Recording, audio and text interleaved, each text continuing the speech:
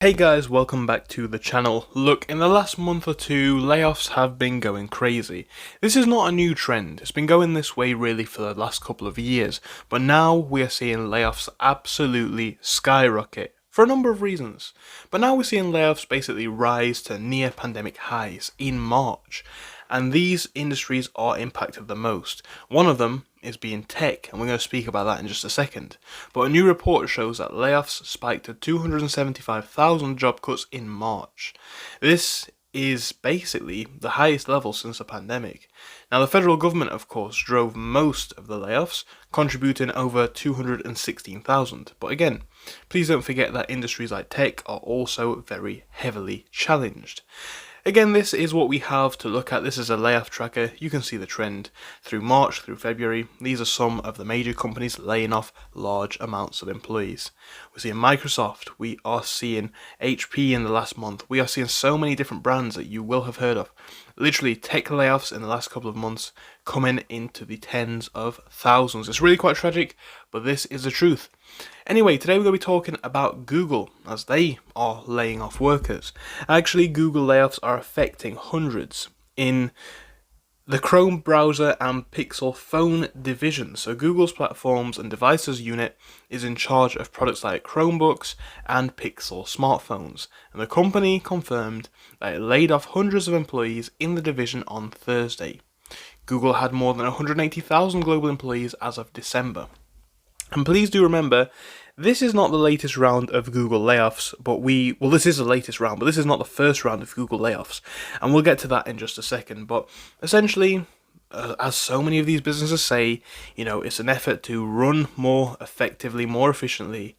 And in reality, it seems to be that a lot of these businesses are looking to cut costs. However, a spokesperson added that Google is still hiring for positions in the US and globally. Anyway, since combining the platforms and devices teams last year, we've focused on more nimble operating and operating more effectively, and this includes making some job reductions, in addition to the voluntary exit program that we offered in January, a Google spokesperson said.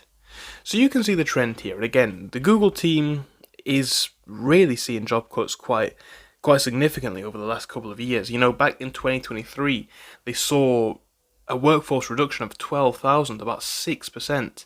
And by December of 2024, the company had 183,000 full-time global employees. So it's really part of a bigger trend.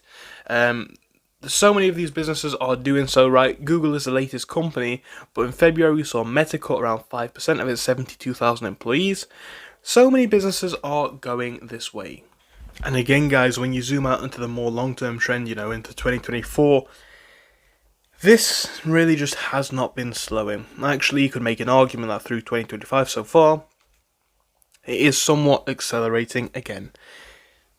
The markets are uncertain, the future of the economy is fairly uncertain too. We just don't know what's going to go on. One thing is true though, even before all of the incoming and current market turmoil that we're seeing, there's been a lot of issues with companies being able to maintain profitability. And essentially, a lot of businesses are looking to cut back on costs. And this is one of the biggest ways that we're seeing them doing it. Staff are expensive, and a lot of these companies want to cut them.